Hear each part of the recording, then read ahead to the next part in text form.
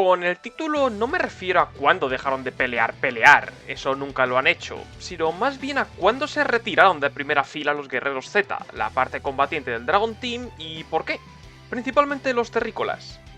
Con esto hoy vamos a hablar de Tenshinhan, Yamcha, Roshi, Chaozu y aunque sorprenda a Krillin. Pero comenzaremos hablando de Chaozu.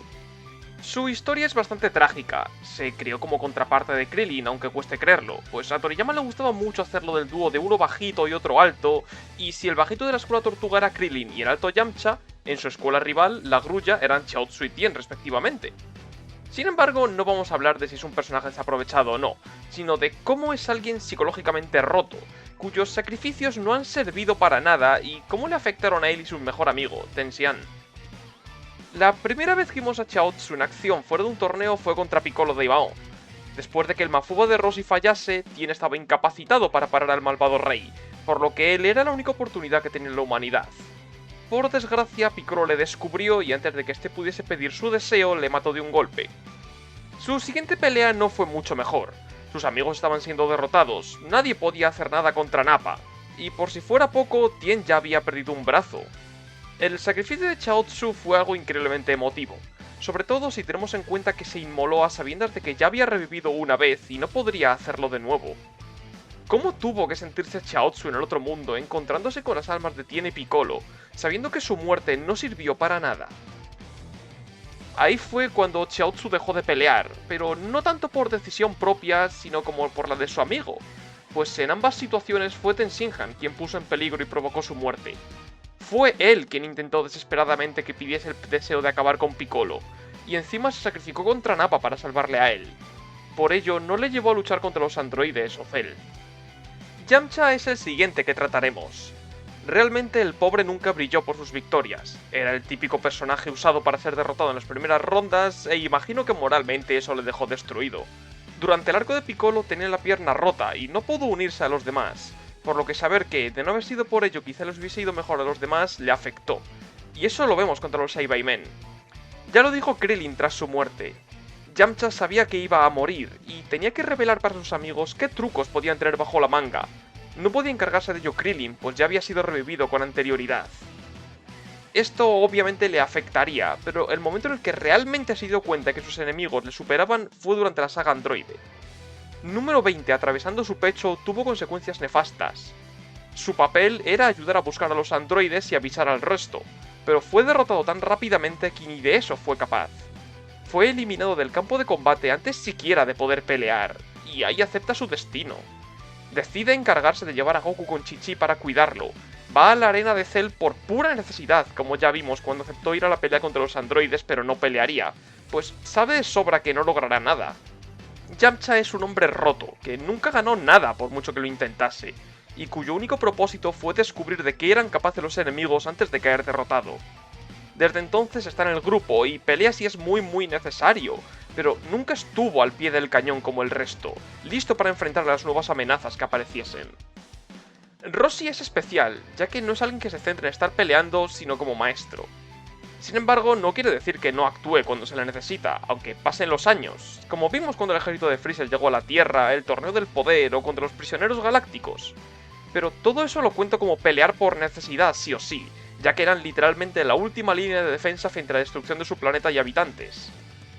Regresando al tema de ser un maestro, la mayoría de peleas de Roshi y Jackie Chun son para enseñar a las nuevas generaciones. Lecciones como que siempre habrá alguien más fuerte por ahí, y una muy importante para Tien. Durante su combate con Tenshinhan se da cuenta de que Jackie Chun es claramente superior a Zuru Sennin, cosa que afecta mucho a su percepción de lo que está haciendo, ya que Jackie habla de que su corazón aún tiene bondad y solo aceptándola logrará ser feliz, pues la vida se vive mejor riendo y estando en paz. Un hombre que piensa así es mucho más fuerte que su maestro, alguien que habla del odio y asesinato. Roshi, cumpliendo el papel de maestro, sigue, por mucho tiempo que pase, aunque no de manera tan directa. Las siguientes generaciones son entrenadas de otra forma. Piccolo entrena a Gohan y Pan, Goten es entrenado por Chi-Chi y Gohan, y Trunks es entrenado por Vegeta. Su papel dejó de ser necesario tras morir contra el rey demonio Piccolo y enseñar el Mafuba a Tien.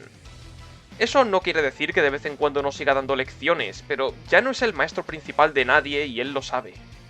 Ya hemos hablado mucho de Tenshinhan, así que va a ser el siguiente. Tien es interesante, porque de todos los terrícolas siempre ha sido el más centrado en intentar pelear codo con sus amigos contra los nuevos villanos después de Krillin. Él solo se intentó enfrentar a Piccolo, sacrificó su vida en un ataque final contra Nappa, acompañó al resto del grupo al laboratorio de Gero, arriesgó su vida para detener a Cell Imperfecto y, aunque pese a que su poder no era suficiente para estas situaciones, él seguía ahí, apareciendo incluso para salvar a Gohan de Super Buu. Pero Tien es consciente de que él ya no es suficiente. Cuando Goku decidió quedarse en el más allá, Tenshinhan lo primero que hizo fue despedirse de todo el mundo y decir que es poco probable que volviesen a verse. Sí, quizás en el futuro apareciesen nuevos enemigos, pero esa ya no era su prioridad. Hay mucha gente más capacitada que él para proteger la Tierra, y la paliza que los Cell Jr. le darán a los guerreros más débiles tuvo que ser un despertar para él en cuanto a que incluso estando en la retaguardia durante los combates, seguía poniéndose en peligro y obligando a otros a salvarle. La decisión que tomó de abandonar es completamente lógica. Y por último tenemos a Krillin, un hombre que al igual que el resto está roto psicológicamente. La aventura de Krillin como protector de la Tierra realmente no comienza hasta la saga Saiyan, pues fue el primero en morir contra los esbirros de Piccolo. Eso ya tuvo que afectarle mucho, morir tan joven sin ni siquiera saber por qué. Hace apenas unas horas estaba en un torneo de artes marciales con sus amistades más cercanas y de repente muerto. En la saga Saiyan tuvo que ver a todos sus amigos morir ante él sin poder hacer nada por la gran diferencia de poder entre los Saiyans y él. Y cuando por fin puede intentar redimirse e ir al planeta natal de Kami para usar sus esferas, se encuentra el ki más poderoso que ha visto nunca pasando a su lado. Y ese ki, para su desgracia, pertenece a alguien que acabaría matándole y torturándole por placer. Esto solo comenzaría una espiral para el pobre Krillin, donde sigue insistiendo en querer acompañar a sus amigos solo para enfrentar enemigos que cada vez son más y más fuertes que él. Está claro que en los 7 años entre el final de la saga de Cell y la de Buu, Krillin se relaja. Originalmente se rapaba la cabeza por las artes marciales, pero cuando Gohan va a visitarle aclaran que lleva desde los juegos de Cell sin hacerlo, indicando que ahí ya había abandonado las artes marciales de forma seria. Pero eso no evita que cuando las cosas se ponen feas sea el único que acompaña a los guerreros poderosos a intentar detener a Popovich y Jam. Sabe que las cosas se van a poner feas, pero siente que tiene que acompañarles. Pese a quedar petrificado durante el primer encuentro, Krillin sabe que, aunque no esté a la altura, tiene que seguir ayudando a sus amigos. Es el primero en plantarle cara a Super Buu cuando este sale de la cámara del tiempo en el relleno del anime. Aunque esto no lo voy a contar, ni tampoco su pelea contra Kid Buu en el otro mundo. Pero, aún así son estas cosas las que nos hacen ver que es alguien muy dedicado a sus amigos. Que da igual si deja las artes marciales como carrera o la protección de la Tierra a tiempo completo, siempre aparecerá ahí. Y en futuros arcos de Super podemos ver eso. Entrena para ir al torneo del poder y no ser un lastre para su equipo, enfrenta sus miedos en la isla e incluso vuelve a raparse la cabeza. Le gusta tanto proteger el mundo que se hizo policía, por lo que, aunque en los años siguientes a casarse las artes marciales fuesen entrando y saliendo de su vida, por así decirlo, realmente nunca abandonó la idea de proteger el mundo como el resto, porque da igual cuán fuertes sean sus oponentes, él siempre lo intentó.